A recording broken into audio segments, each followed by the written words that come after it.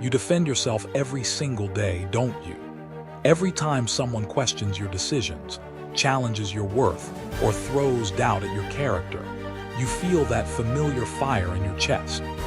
The urge to explain, to justify, to prove them wrong. You think you're standing up for yourself, but what you're actually doing is handing over your power on a silver platter. I am Solomon, and 3,000 years ago, I learned what you're about to discover today. While others exhausted themselves in endless explanations, I mastered the art that turns accusers into fools and transforms silence into an invisible crown. Picture this version of yourself.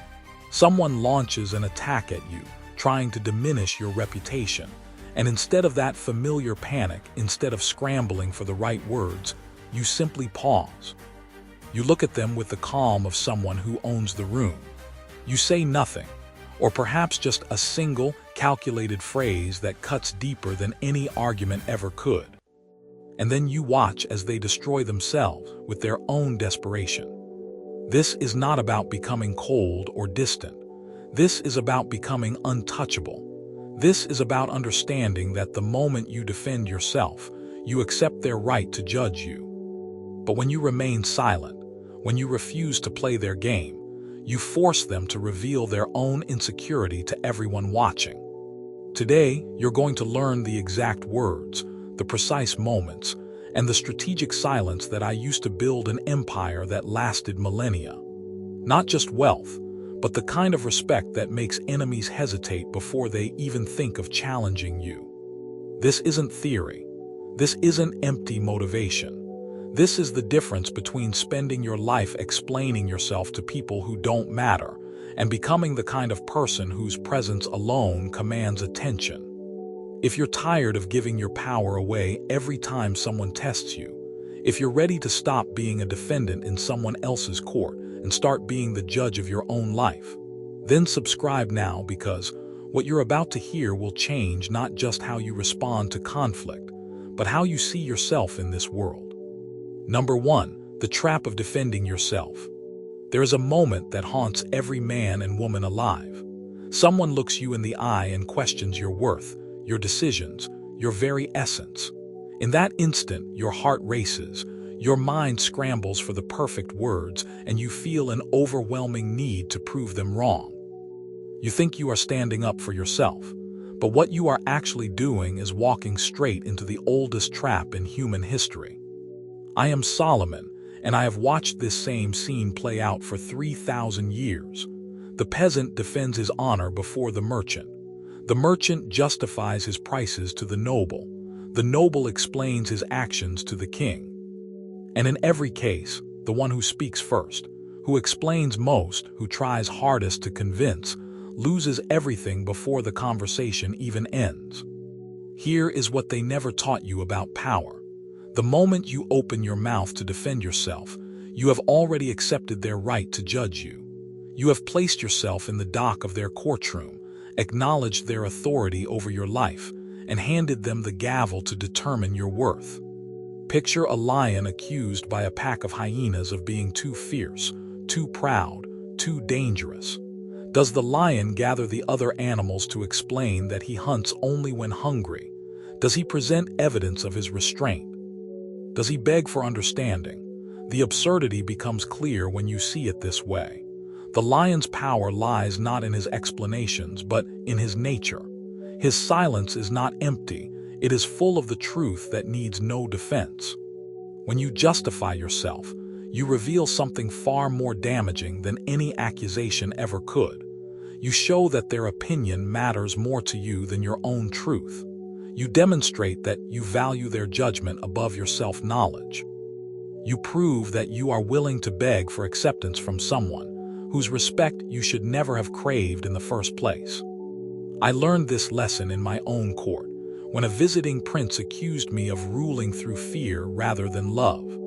My advisors expected me to list my charitable works, to parade my benevolent laws, to gather witnesses to my kindness.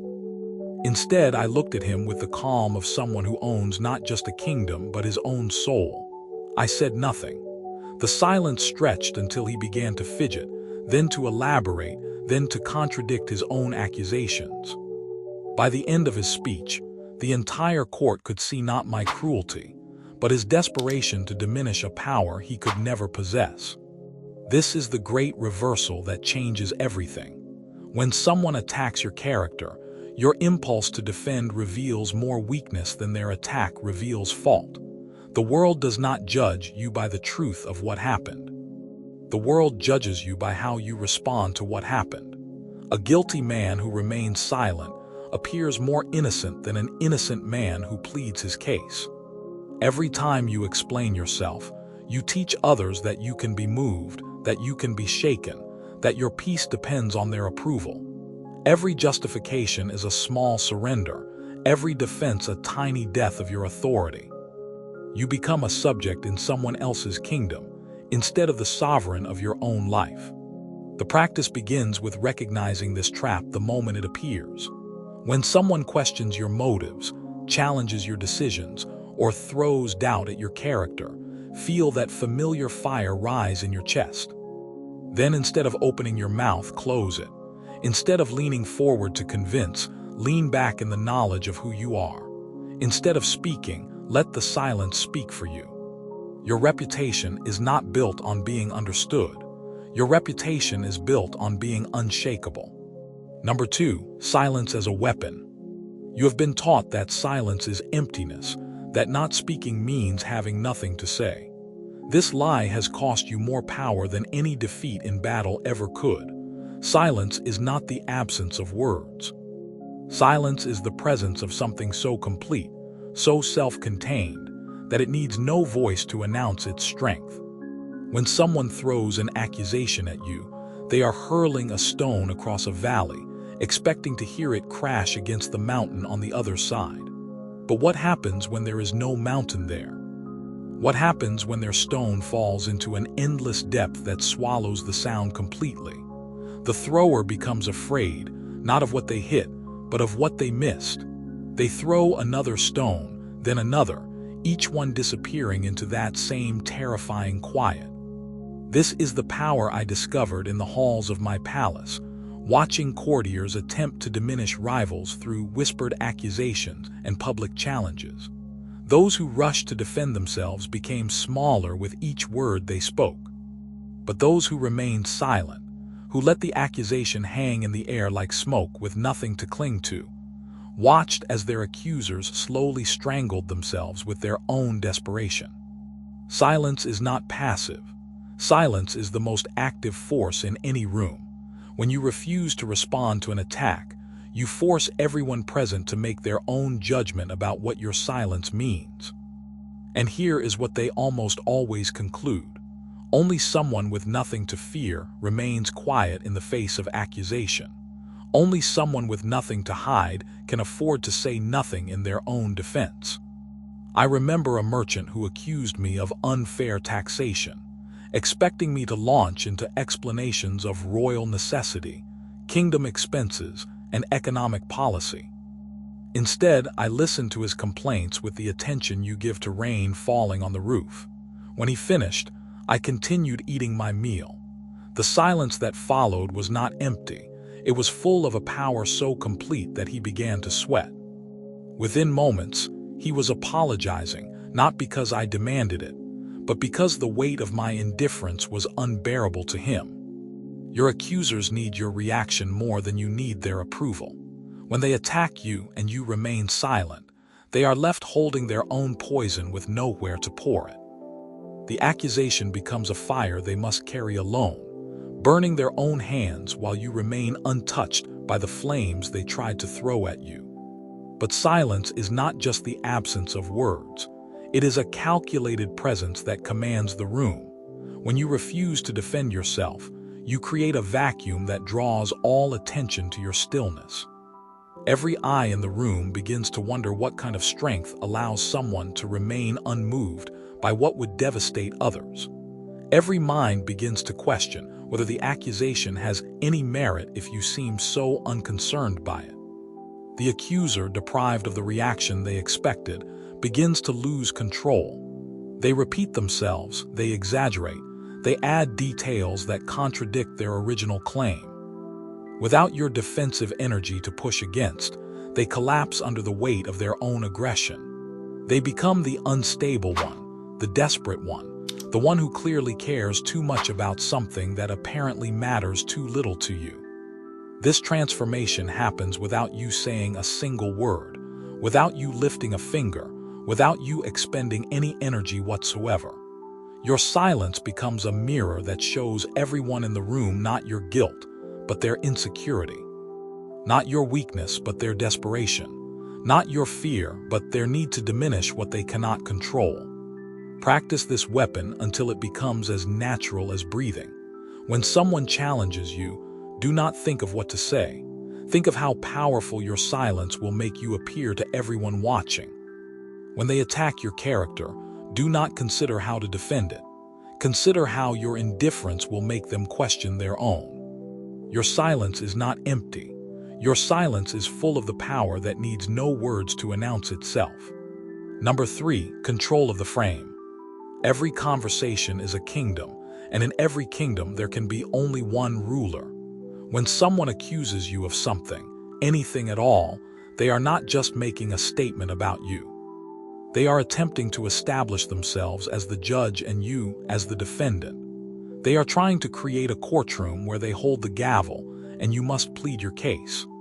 The moment you begin to explain, to justify, to provide evidence of your innocence, you have accepted their authority. You have agreed to play by rules they created, in a game where they have already decided the outcome. You have walked into their courtroom and taken your place in the defendant's chair, waiting for their verdict on your worth. This is how power is stolen, not through violence or force, but through the simple act of making someone believe they must answer to you. The man who feels compelled to explain himself has already lost, because he has agreed that someone else's opinion of him matters more than his own knowledge of who he is. I learned this truth when dealing with neighboring kingdoms who would send ambassadors to question my military build-up, my trade agreements, my internal policies. They would arrive with concerns, suspicions, demands for explanations. My advisors would prepare elaborate justifications, detailed reports, compelling evidence of my peaceful intentions. But I understood something they did not. The moment I began to explain my actions to these foreign powers, I would be acknowledging their right to approve or disapprove of my decisions. I would be making myself answerable to those who should be answerable to me. Instead, when these ambassadors demanded explanations, I would ask them questions in return. Why did they assume my actions required their approval? What authority did they have to question the decisions of a sovereign king? By what right did they expect answers to questions they had no right to ask? The frame shifted immediately. Suddenly, they were the ones who needed to justify their position, not me. This is the great secret that separates leaders from followers, kings from subjects, those who command respect from those who beg for it. You do not control a conversation by having the best arguments. You control a conversation by refusing to accept a subordinate position within it. When someone accuses you of being too ambitious, too cold, too demanding, they are attempting to put you on trial for possessing qualities they lack the courage to embody themselves. When you begin to defend these qualities, you validate their right to judge them. But when you refuse to accept their frame, when you make it clear that you do not recognize their authority to evaluate your character, the power dynamic inverts completely. Picture this: someone says you are arrogant. Instead of explaining how you are actually humble, instead of listing your charitable deeds, instead of defending your character, you simply look at them with curiosity and ask, "And why should that concern you?" Suddenly, they must explain why they believe your confidence threatens them, why they think your self-assurance requires their approval, why they assume you should modify your behavior to make them comfortable. The frame is everything. In the frame where you defend yourself, you are small. In the frame where you question why they expect you to defend yourself, you are sovereign. In the frame where you explain your actions, you are accountable to them. In the frame where you make them explain why they expect explanations, They become accountable to you. Machiavelli wrote centuries later about the importance of controlling the narrative, but he was only confirming what I had already discovered through experience. Whoever controls the frame of the conversation controls its outcome. Whoever sets the terms of engagement determines who wins, and who loses before the first word is spoken. This requires a fundamental shift in how you approach conflict. Instead of thinking, "How can I prove them wrong?" start thinking, "Why am I allowing them to put me on trial?" Instead of asking yourself, "How can I defend my position?" ask yourself, "By what authority do they question my position?" When you master this principle, accusations become opportunities. Every attack becomes a chance to demonstrate that you do not recognize the attacker's right to judge you. Every challenge becomes a moment to show that you operate from a position of authority that does not require external validation. Refuse their courtroom, reject their authority, control the frame, and you control everything that follows. Number 4, the power of mystery.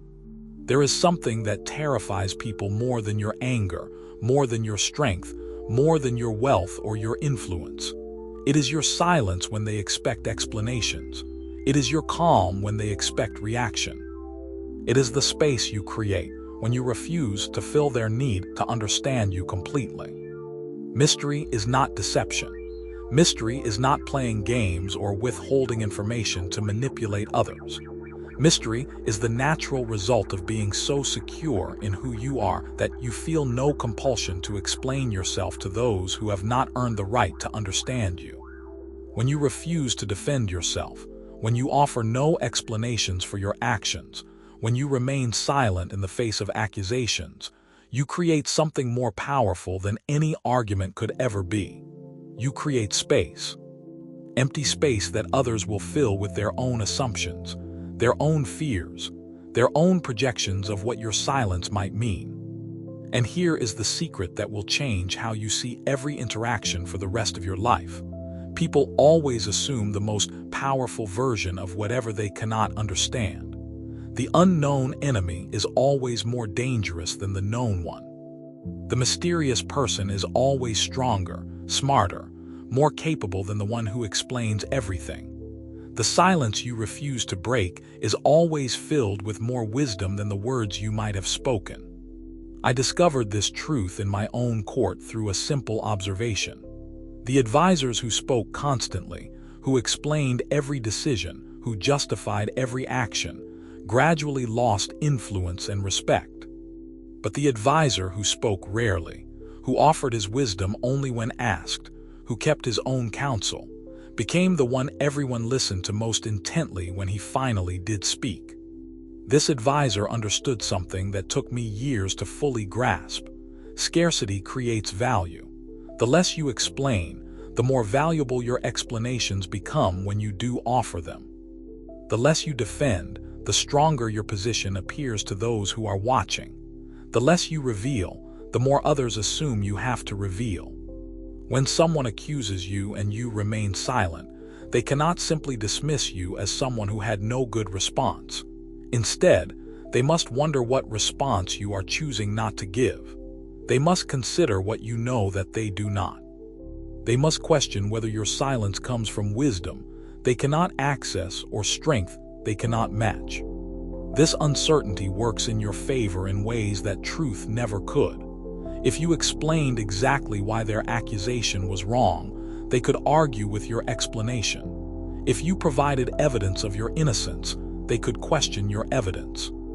But if you give them nothing, they must fill that space themselves, and they will almost always fill it with assumptions that make you appear more formidable than any defense could have made you seem. I remember a rival king who accused me of planning to attack his borders, demanding assurances of my peaceful intentions. My military advisors wanted to show him our defensive positions. My diplomatic advisors wanted to sign treaties of non-aggression, but I sent him no assurances, no explanations, no evidence of my intentions whatsoever. The silence that followed was not empty. It was full of every possible interpretation of what my refusal to answer might mean. Within months, He had moved his own forces to defensive positions, convinced that my failure to deny aggression confirmed his worst fears. He had created his own defeat by filling my silence with assumptions that made me appear more threatening than I actually was. This is the invisible power that shapes every relationship, every negotiation, every moment when someone tries to diminish your authority. The space you refuse to fill becomes a canvas on which others paint their own insecurities. The questions you refuse to answer become more powerful than any answers you could have given. But mystery requires discipline. It requires resisting the human urge to be understood, to be liked, to be seen as reasonable and good. It requires accepting that some people will fill your silence with negative assumptions and choosing to value your power over their approval. The strongest position is not the one where everyone understands you completely. The strongest position is the one where no one dares to test you because they cannot predict what you might be capable of. Your mystery is not a mask you wear.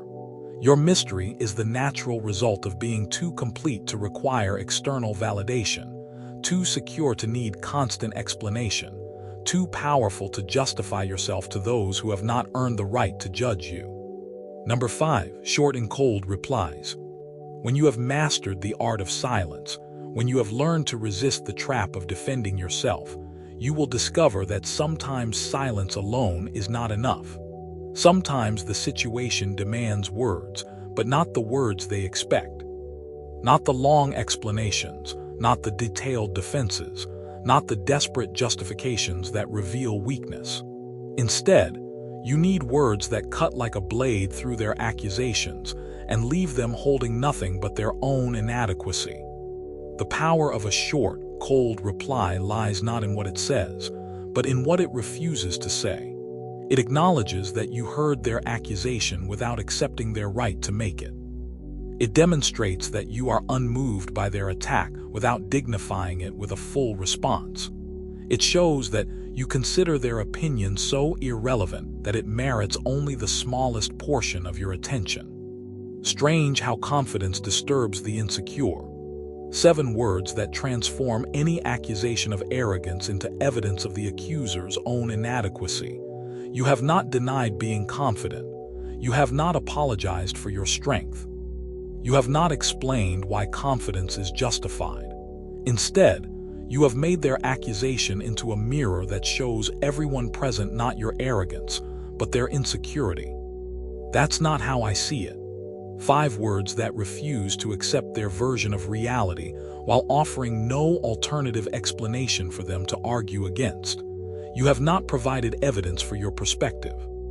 You have not attempted to convince them that you are right. You have simply made it clear that their truth is not your truth, and you feel no obligation to justify the difference. If that's how you see it, these words contain a dismissal so complete that it makes further argument impossible. You are not disagreeing with their accusation. You are not validating their accusation. You are treating their accusation as irrelevant to your existence, something they are welcome to believe if it makes them feel better, but something that has no impact on your reality whatsoever. I perfected these techniques during years of dealing with court intrigue, where direct confrontation would create enemies, but complete silence might be interpreted as weakness. When a courtier accused me of favoritism, I could have listed all the fair decisions I had made. When a noble questioned my judgment, I could have provided evidence of my wisdom. When a priest challenged my devotion, I could have recounted my prayers and offerings. Instead, I learned to respond with phrases that ended conversations instead of starting arguments. Your concern has been noted. I understand your perspective. That's an interesting theory. Each response acknowledged what they had said without accepting responsibility for their feelings about what they had said. Each phrase demonstrated that I had heard them without suggesting that their opinions would influence my actions. The beauty of these replies lies in their precision. They are too polite to be dismissed as rude, too brief to provide material for further argument, and too cold to encourage continued engagement. They create a wall of ice that appears reasonable on the surface, but makes it clear that no warmth will be found on the other side. But timing is everything. These phrases must be delivered with the calm of someone who is completely unmoved by what they have just heard. Your voice must be steady, your tone neutral, your expression revealing no emotion whatsoever. Any hint of defensiveness, any trace of anger, any suggestion that their words have affected you will undermine the entire effect. The goal is not to hurt them with your reply. The goal is to make it clear that they cannot hurt you with their accusation. When you respond to an attack with perfect calm, you demonstrate a level of self-control and inner strength that immediately shifts the power dynamic in your favor. These short replies work because they refuse to engage with the frame your accuser has attempted to create. Instead of accepting their invitation to defend yourself, you acknowledge their statement and move on with your life. Instead of trying to change their mind, you make it clear that their mind is not your responsibility. I'm comfortable with your opinion. You're entitled to that view. I can live with your assessment. Each of these phrases does something remarkable. It takes their accusation, which was meant to put you on trial, and transforms it into their opinion, which is their right to have but your choice to ignore. When you master this art, you will find that most accusations simply die in the cold air of your indifference. Unable to generate the defensive reaction they were designed to provoke, they become empty words that reflect more on the speaker than on their target. Your power lies not in your ability to argue. Your power lies in your ability to make arguments unnecessary. Number 6, the inversion of energy. Every accusation is a weapon that requires two people to function, someone to throw it and someone to catch it. When someone attacks your character, questions your motives, or challenges your authority, they are hurling energy in your direction, expecting you to catch that energy and throw it back. They expect resistance. They expect engagement. They expect you to meet their force with equal force, creating the conflict that will allow them to diminish you. But what happens when you refuse to catch what they have thrown? What happens when their attack meets not resistance, but emptiness? What happens when the energy they meant to wound you with has nowhere to go except back to them? This is the great inversion that transforms every accusation from a threat into a gift. When someone attacks you and you do not respond, they are left standing there holding their own weapon, feeling foolish for having drawn it in the first place. The energy they gathered to destroy you becomes a weight they must carry alone, and that weight will eventually crush them if you have the patience to wait. I learned this principle not in my court, but in my garden, watching my son learn to fight. His instructor taught him that the strongest opponent was not the one who could strike hardest, but the one who could make his enemy's strength work against him. Let them push, the instructor said, and then step aside. Their own force will send them tumbling past you. The same principle governs every social interaction. When someone accuses you of being cold, calculating, ruthless, or ambitious, they are pushing energy in your direction. They expect you to push back, to defend yourself, to prove them wrong. But what if you simply step aside? What if you let their accusation pass by you completely, leaving them off balance and stumbling forward with their own momentum? This requires you to understand something crucial about human nature. People attack others not from a position of strength, but from a position of need. They need to feel superior. They need to diminish someone else to elevate themselves. They need your defensive reaction to confirm that their attack has power. When you deny them this confirmation, when you refuse to give them the satisfaction of knowing they have affected you, the energy they invested in attacking you becomes a burden they must bear alone. I watched this play out countless times in my throne room. A petitioner would arrive with grievances, accusations, demands for justice against my policies or my officials. They would work themselves into emotional speeches, expecting me to become equally emotional in response.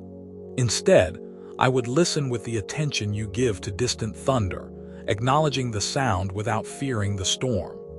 The transformation was always the same.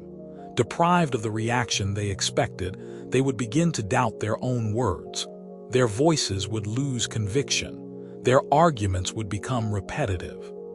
Eventually, they would talk themselves out of their own accusations, wondering why something that seemed so important when they arrived now seemed so trivial in the face of my indifference. This inversion works because most accusations are not really about you at all. They are about the accuser's need to feel important, to exercise power, to create drama that makes them feel alive. When you refuse to play your assigned role in their drama, the entire performance collapses. They are left standing on stage alone, delivering lines that no longer make sense without your participation. But this technique requires you to genuinely not care about their opinion of you. You cannot fake indifference. You cannot pretend to be unmoved if their words actually wound you. The inversion only works when you have reached a level of self-knowledge and self-acceptance that makes their external judgment truly irrelevant to your sense of worth. This is why silence and non-reaction are not just tactics, they are symptoms of genuine strength. When you are secure in who you are, when you know your own value, when you understand your own purpose, other people's opinions about you become like weather, something you notice but something that does not determine how you live your life. The energy they throw at you returns to them doubled, not because you sent it back, but because they must now carry both their original aggression and the weight of its failure. They must deal not only with their initial frustration, but with the additional frustration of being unable to affect you. This inversion becomes effortless when you realize that every accusation is actually a confession. When someone calls you arrogant, they are confessing their own insecurity. When someone accuses you of being cold, they are confessing their need for warmth from you. When someone questions your motives, they are confessing that they cannot understand how someone could act from a place of genuine confidence. Let them carry the weight of their own accusations. Your role is not to catch what they throw, but to remain so centered in your own truth that their attacks pass by you like wind past a mountain. Number 7. Strategy in different scenarios. Power is not a single skill but a collection of responses, each one calibrated to the specific situation in which you find yourself. The silence that commands respect in a boardroom might be interpreted as weakness in a casual conversation. The cold reply that establishes dominance in a public confrontation might seem excessive in a private disagreement. Mastery requires knowing not just how to refuse the trap of defending yourself, but when and where to apply each technique for maximum effect. In public settings, your silence becomes a performance that everyone watches, and their watching becomes your power. When someone challenges you in front of others, they are not just attacking you, they are creating a spectacle, expecting you to provide entertainment through your defensive reaction. Instead, you become the most compelling person in the room by refusing to perform. I remember a feast where a visiting noble, emboldened by wine and the attention of the crowd, accused me of ruling through manipulation rather than wisdom. Every eye in the hall turned to me, expecting either anger or explanation. Instead, I continued eating, as if his words were no more significant than the sound of servants clearing dishes. The silence that followed was so profound that even the musician stopped playing.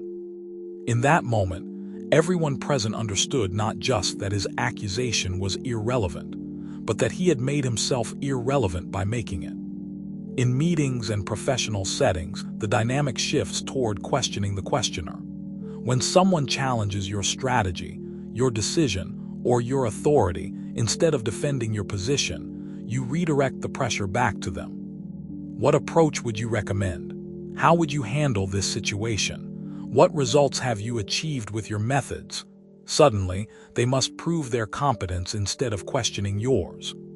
This technique works because most challenges to authority come from people who have criticism but no solutions, opinions but no experience, judgment but no responsibility.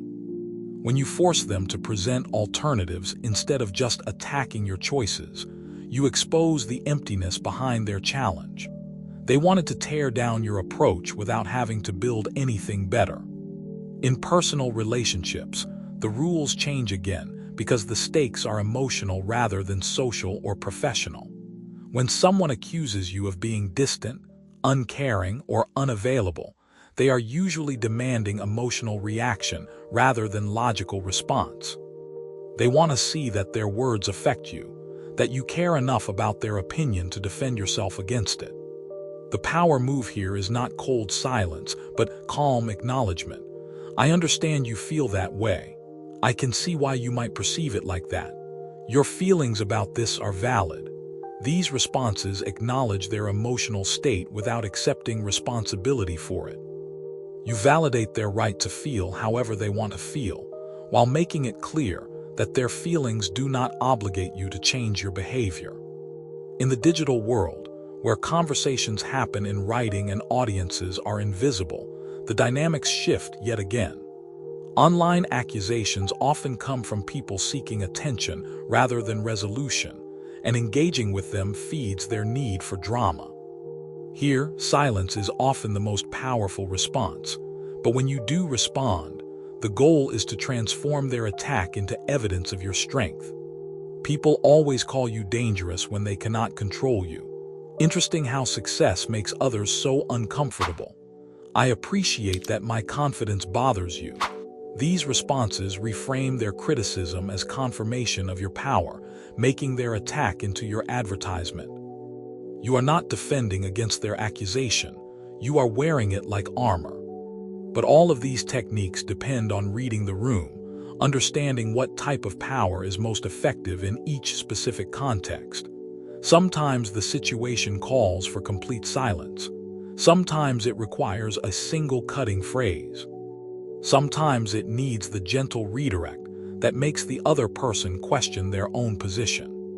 The key is to always maintain frame control regardless of the setting.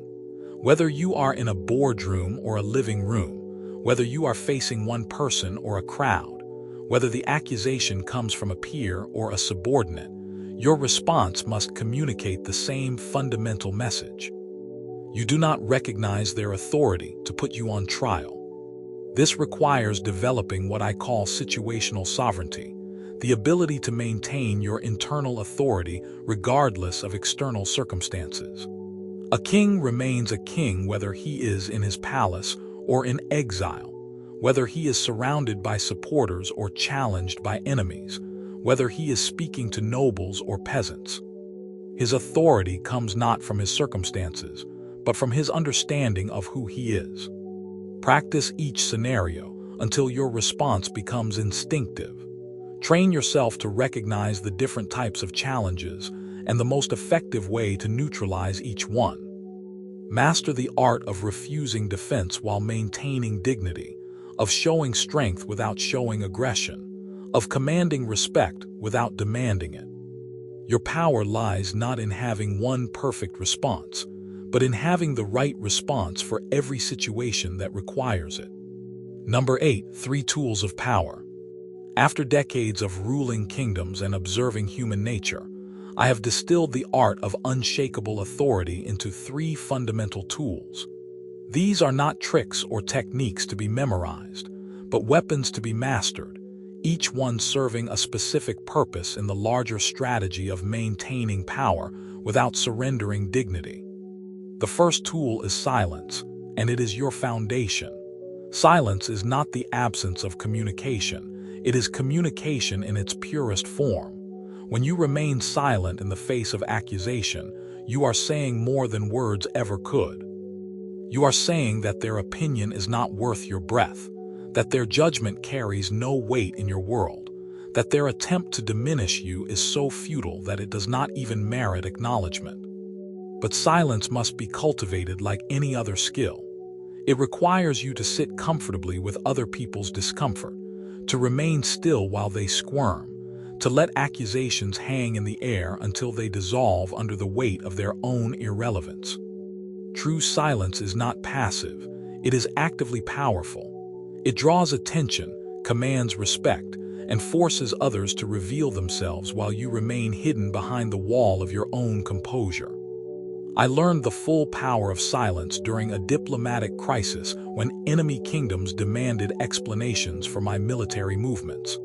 My advisors prepared lengthy justifications, detailed reports, compelling evidence of my peaceful intentions. Instead, I received their ambassadors in complete silence, listening to their demands without offering any response whatsoever. The silence became so uncomfortable that they began to negotiate with themselves, eventually offering concessions I had never requested simply to fill the space I refused to fill. The second tool is deflection, the art of redirecting energy without absorbing it. When someone attacks you, they are throwing force in your direction, expecting you to catch it and throw it back, creating the conflict that allows them to drag you down to their level. Deflection means refusing to catch what they throw while making them responsible for explaining why they threw it. Why does that concern you? What made you think I needed your opinion on this? I'm curious what you hope to accomplish with that observation. These responses take their attack and turn it into a question about their motives, their authority, their right to judge you in the first place. Suddenly, they must defend their decision to challenge you, instead of you defending yourself against their challenge. Deflection works because most attacks are not really about you at all. They are about the attacker's need to feel superior, important, or in control. When you deflect, you force them to examine their own motivations instead of questioning your character. This often reveals the emptiness behind their accusation and makes them uncomfortable with their own behavior. The third tool is precision cuts, short phrases that slice through accusations like a sword through silk. These are not insults or attacks, they are statements that reframe the entire interaction in your favor. They take whatever weakness your accuser tried to assign to you and transform it into evidence of their own inadequacy. I understand this makes you uncomfortable. Not everyone can handle confidence. I appreciate your concern, but I'm comfortable with my choices. Each of these responses acknowledges what they said without accepting their right to say it. You are not arguing with their accusation. You are treating their accusation as a symptom of their own limitations. These precision cuts work because they refuse to engage with the substance of the accusation, while making it clear that you consider the accusation itself to be irrelevant. You are not defending your confidence. You are making their discomfort with your confidence into their problem, not yours.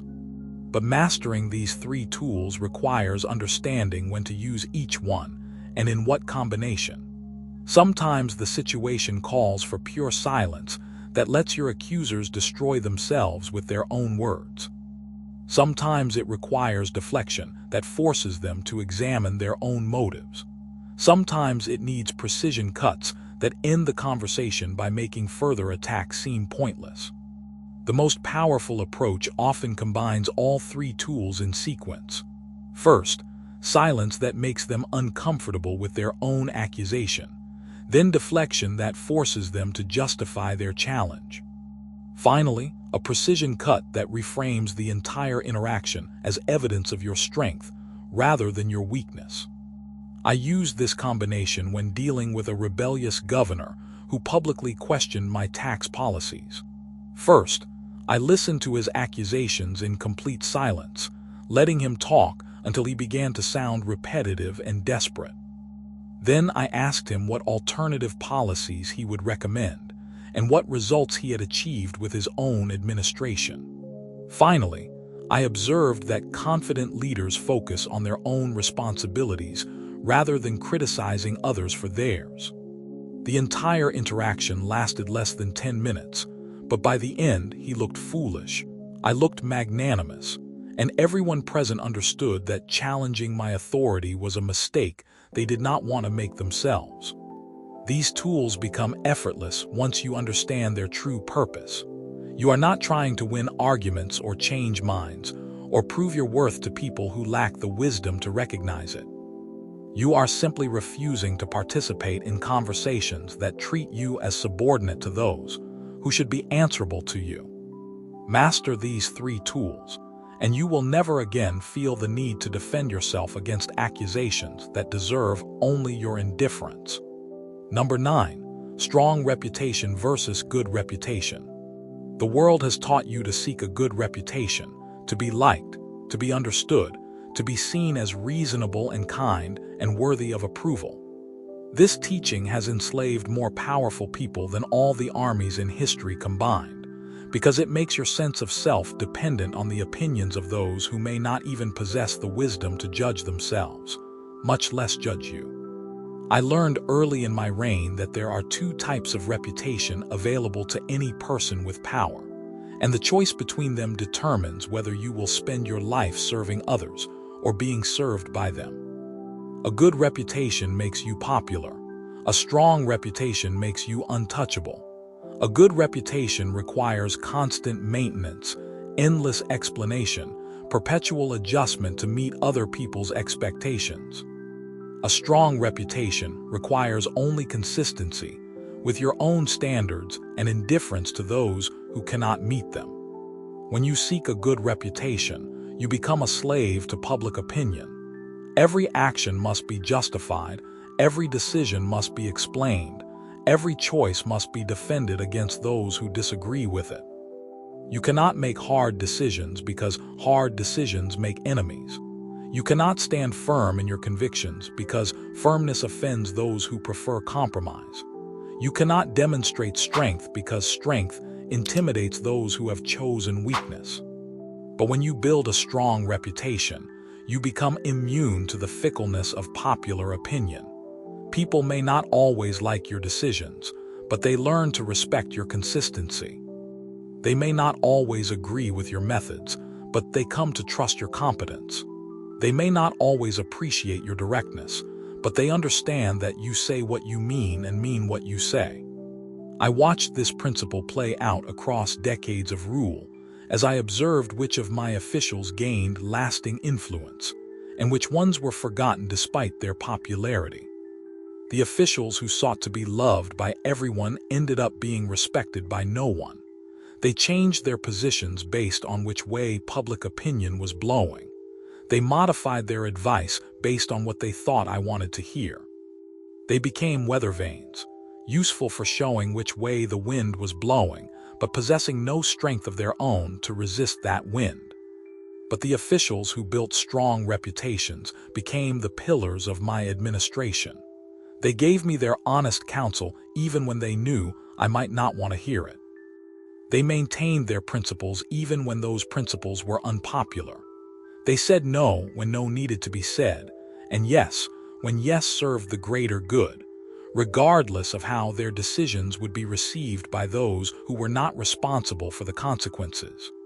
Machiavelli would later write that it is better to be feared than loved, but he was only partially correct. The goal is not to be feared, the goal is to be respected. Fear implies that others see you as a threat. Respect means they see you as a force, someone whose authority is real and whose word is binding whether they personally agree with it or not. A strong reputation is built on 3 foundations that have nothing to do with whether people like you. First, consistency. You do what you say you will do, you maintain the same standards regardless of circumstances, and you respond to similar situations in similar ways. People learn they can predict your behavior even if they cannot control it. Second, competence. You deliver results. You solve problems. You make decisions that work regardless of whether they were popular when you made them. People learn that your judgment can be trusted even when they do not understand your reasoning. Third, boundaries. You make it clear what behavior you will and will not tolerate. You enforce consequences for those who cross lines you have drawn. You remain unmoved by attempts to manipulate you through guilt, pressure, or emotional appeals. People learn that you cannot be pushed around even if they can be. These 3 qualities create a reputation that serves as armor against accusations, challenges, and attempts to diminish your authority. When people know you are consistent, competent, and unbending, they become reluctant to test you because they understand that you will not bend to accommodate their weakness or change to satisfy their preferences. This type of reputation becomes self-reinforcing. The stronger it grows, the less often you need to defend it.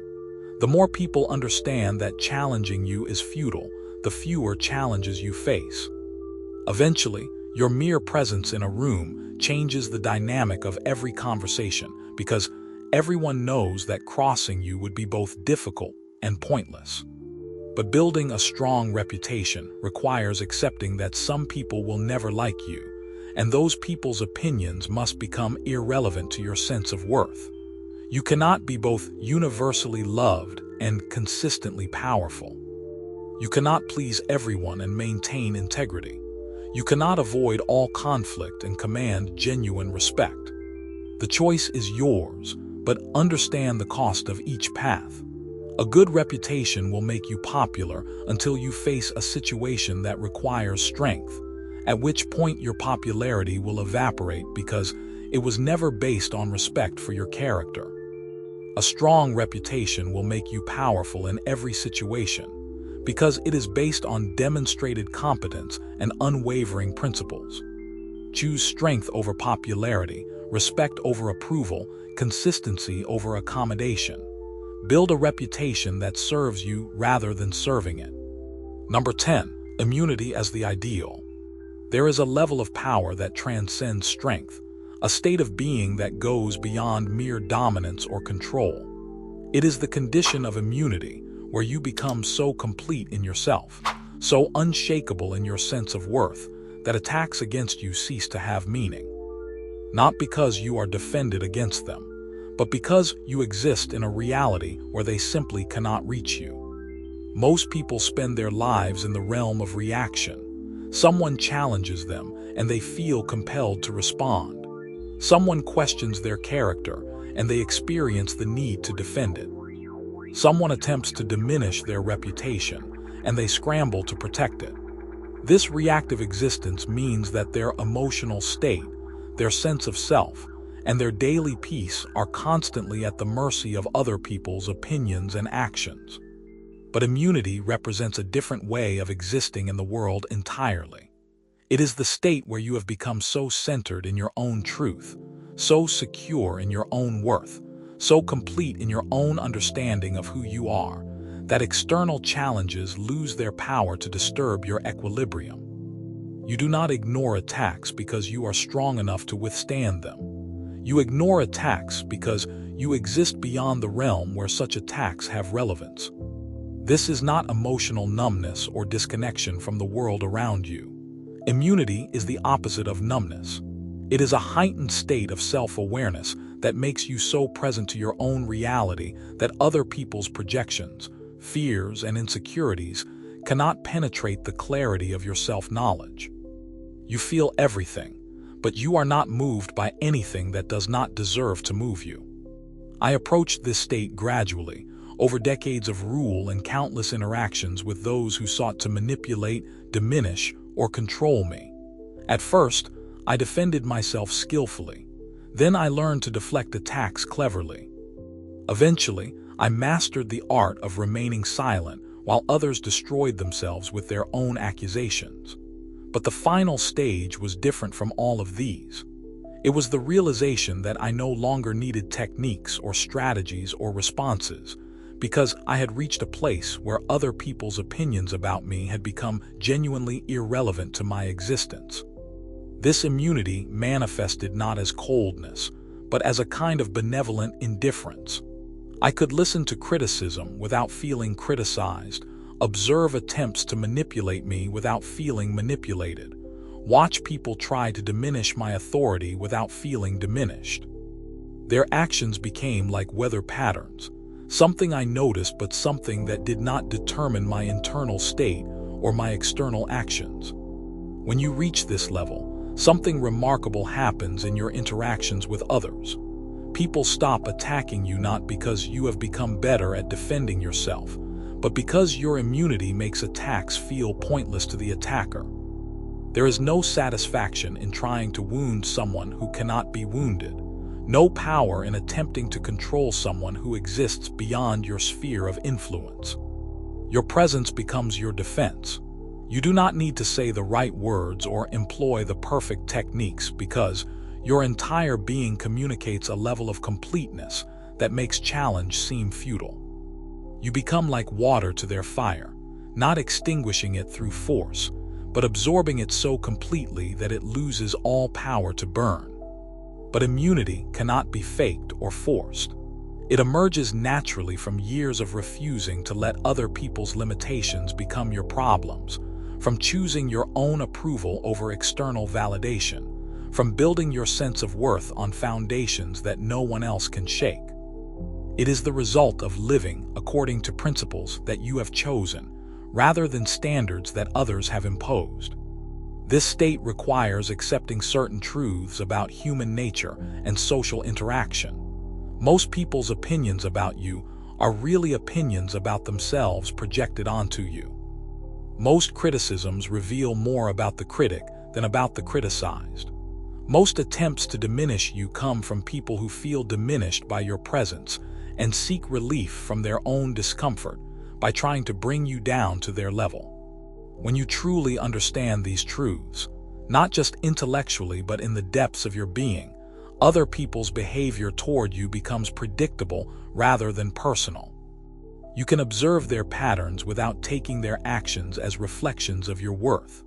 You can maintain compassion for their struggles without feeling responsible for solving their problems or absorbing their emotional states. Immunity also changes how others perceive and treat you. When people sense that you cannot be moved by their approval or disapproval, they begin to relate to you with a different kind of respect. They understand that you are operating from a place of genuine strength rather than defensive reaction, and this understanding makes them more careful with how they approach you.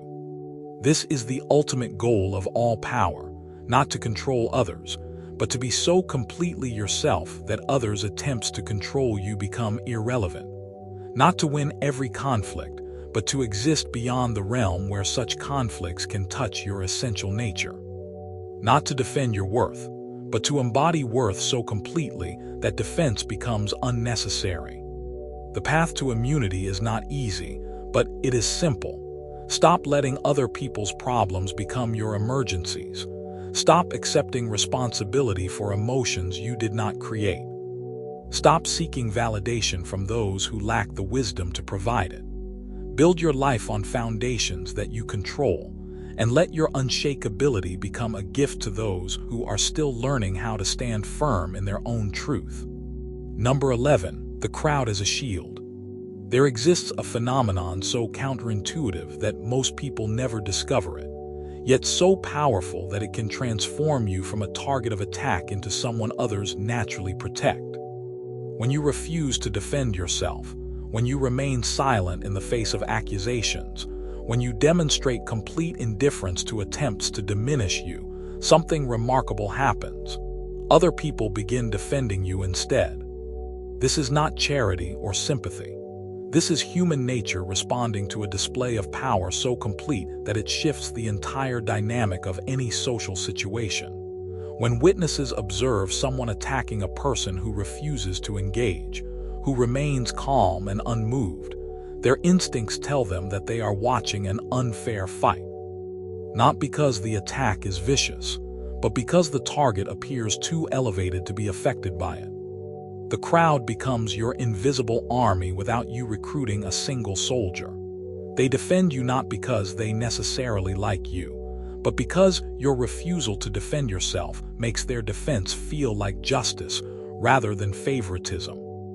They protect you not because you asked for protection, but because your immunity makes protection seem natural and right.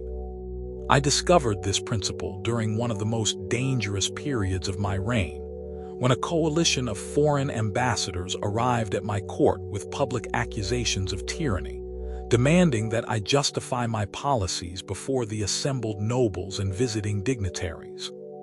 My advisors prepared elaborate defenses, detailed justifications, compelling evidence of my benevolent rule. They expected me to stand before this gathering and prove my worthiness to continue governing. Instead, I listened to their accusations with the attention you give to children reciting lessons they have memorized but do not understand. I offered no response, no defense, no explanation. The silence that followed their speeches was so complete that I could hear individual people shifting in their seats. Then, something extraordinary happened. One by one, members of my own court began speaking on my behalf. They cited my accomplishments without prompting. They questioned the ambassador's authority to make such demands without my request. They pointed out the prosperity of our kingdom, the loyalty of our people, the respect of our allies.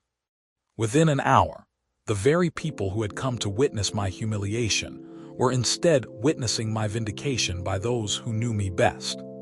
This was not orchestrated or planned. It was the natural result of creating a dynamic where my silence appeared to be strength rather than weakness, where my refusal to engage seemed to be dignity rather than inability, where my indifference looked like confidence rather than fear. The crowd read the situation and concluded that I was too secure in my position to need their validation, which made them want to provide that validation anyway. This effect multiplies in modern settings where everything happens in front of audiences, whether those audiences are colleagues in meetings, followers on social platforms, or simply other people watching interpersonal dynamics play out. When someone attacks you and you remain unmoved, observers begin to question not your character, but the character of your attacker. Why is this person so obsessed with bringing you down? What insecurity drives their need to diminish you? Why do they seem more affected by this conflict than you do? The questions that arise in observers' minds work in your favor, casting doubt on your attacker's motives while reinforcing perceptions of your strength. But this phenomenon only works when your non-reaction is genuine. You cannot fake the indifference that triggers protective responses from others. If you are secretly wounded but pretending to be unaffected, if you are internally defensive but externally calm, if you are hurt but hiding it, people will sense the incongruence and the effect will not occur. The crowd becomes your shield only when you have genuinely reached a place where their shield is unnecessary, where you have become so secure in your own worth that external attacks lose their power to disturb your inner peace. This authenticity communicates itself in ways that cannot be manufactured or performed. When people sense that you truly do not need their defense, they become more willing to provide it. When they understand that you are not seeking their validation, they become more inclined to offer it. When they observe that you can handle challenges without their help, they feel safer providing that help because they know you will not become dependent on it. This creates a self-reinforcing cycle of respect and protection. The more people defend you, the stronger your position becomes. The stronger your position becomes, the less often you face attacks. The fewer attacks you face, the more your reputation for being untouchable grows, which makes future attacks even less likely. But you must resist the temptation to rely on this protection or to manipulate situations to generate it. The moment you begin expecting others to defend you, the moment you start depending on their support, the authenticity that made their defense natural disappears. They protected you because you did not need protection. If they sense that you now expect protection, the dynamic changes completely. The crowd becomes your shield not because you hide behind it, but because your strength makes them feel strong too. Your refusal to be diminished makes them feel empowered to stand up for what they recognize as genuine authority. Your immunity becomes contagious, inspiring others to demonstrate the same kind of backbone you have shown them. This is leadership in its purest form, not commanding others to follow you, but becoming the kind of person others naturally want to protect and support. Not because you demand it, but because your presence makes them better versions of themselves. Number 12, the practice of stillness. The mastery of unshakable authority is not a destination you reach, but a discipline you embody. Not a single moment of triumph, but a lifetime of consistent practice. Every day presents new opportunities to choose between the reactive patterns that have enslaved most of humanity and the sovereign stillness that separates leaders from followers, kings from subjects, those who command respect from those who beg for it. This practice begins in your body before it reaches your mind. When someone accuses you, challenges you, or attempts to diminish you, your first response is physical. Your heart rate increases. Your breathing becomes shallow. Your muscles tense. Your face reveals emotion before you have consciously decided how to respond. Mastering stillness means training your body to remain calm when your mind wants to react, to maintain composure when your emotions want to explode. Stand in front of a mirror and practice receiving criticism. Have someone you trust deliver harsh judgments about your character, your abilities, your worth. Watch your face. Notice how your expressions change, how your posture shifts, how your breathing adjusts. Train yourself to maintain the same serene expression whether you are being praised or attacked. This is not about becoming emotionless. This is about becoming emotionally sovereign, feeling everything but showing only what you choose to reveal. Your face is the first line of defense in any confrontation. A face that remains calm under attack suggests depths of strength that cannot be measured. Eyes that do not waver under scrutiny imply reserves of confidence that cannot be shaken. A mouth that remains still when provoked hints at wisdom that does not need to justify itself through words. But physical stillness is only the foundation. Mental stillness requires training your thoughts to remain centered on your own truth, rather than becoming entangled in other people's opinions about that truth. When someone accuses you of being cold, your mind will want to provide evidence of your warmth. When they call you arrogant, your thoughts will race to examples of your humility. This mental defensiveness must be interrupted before it reaches your mouth. Practice this interruption until it becomes automatic. The moment you notice your mind preparing defenses, redirect your attention to a simple question. Does this person's opinion change who I am? The answer is always no. Their opinion is information about them, not about you. Their judgment reveals their insecurities, not your flaws. Their accusation shows their need to diminish you, not your need to justify yourself. Train yourself to respond to attacks with curiosity rather than defensiveness. Instead of thinking, how can I prove them wrong? Ask yourself, why do they need me to be wrong? Instead of wondering, how can I defend myself? Consider, what insecurity drives their need to attack me? This shift in focus moves you from a reactive position to an observational one, from defendant to judge, from subject to sovereign. The practice extends to your daily conversations and interactions. Stop explaining decisions that do not require explanation. Stop justifying choices that serve your best interests. Stop apologizing for taking up space in a world that belongs to you as much as anyone else. Every time you catch yourself about to defend something that needs no defense, pause. Feel the urge to explain, then choose silence instead. This discipline must be consistent to be effective. You cannot master stillness in major confrontations if you have not practiced it in minor disagreements. You cannot remain unshakable under serious attack if you become defensive over trivial criticisms. The strength you display in moments of crisis is built through countless moments of choosing composure over reaction in everyday situations. I developed this practice through years of court life, where every conversation contained potential political implications, and every reaction could be interpreted as weakness or strength. I learned to treat each interaction as training for the next, each small test of my composure as preparation for larger challenges to my authority. The practice becomes easier as you begin to experience its results. When you remain still in the face of provocation, you discover that most accusations lose their power when they meet no resistance.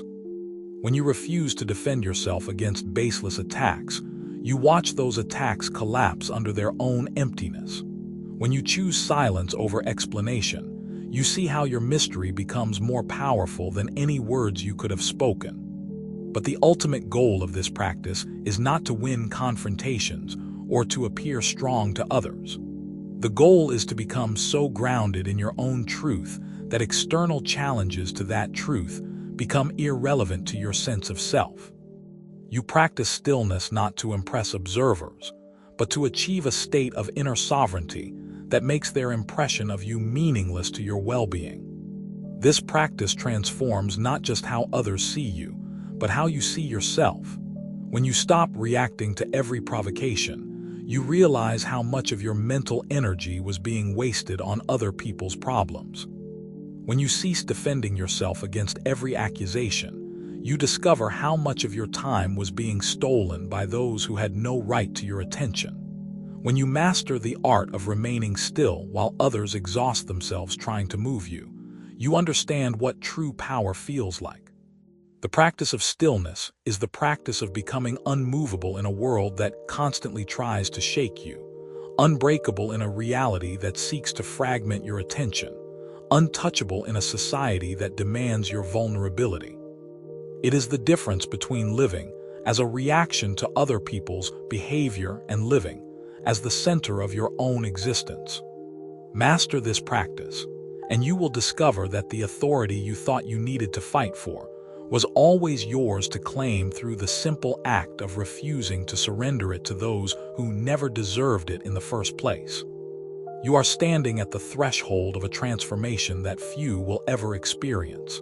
In this moment, you can feel something shifting inside you, something that was always there but had been buried under years of reactive patterns, defensive habits, and the exhausting need to explain yourself to those who never deserved explanations. Picture yourself as a deep mountain lake, perfectly still on the surface while storms rage overhead. The wind howls, the rain falls, the thunder crashes, but the depths remain untouched, unmoved, unshaken. This is what you are becoming. This is who you have always been beneath the noise. Every time someone challenges you now, every moment when old patterns whisper that you should defend, justify, or prove yourself, you will remember this feeling. You will remember that your power lies not in your words but in your silence, not in your reactions but in your stillness, not in your explanations but in your presence. The people around you are already beginning to sense this change, even if they cannot name it. They feel the shift in your energy, the new weight of your silence, the authority that flows from someone who no longer needs external validation to know their own worth. Some will be drawn to this strength, others will be disturbed by it. Both reactions confirm that you are moving in the right direction. This is not the end of your journey into true power. This is the beginning of living it every day, in every interaction, until the sovereignty you feel in this moment becomes as natural as breathing. If you are ready to continue walking this path of inner authority, to deepen this practice until it transforms not just how you respond to conflict, but how you exist in the world, then join those who have chosen strength over explanation, presence over reaction, mystery over desperate transparency. The mountain does not explain why it stands so tall. It simply stands, and the world arranges itself around its immovable presence.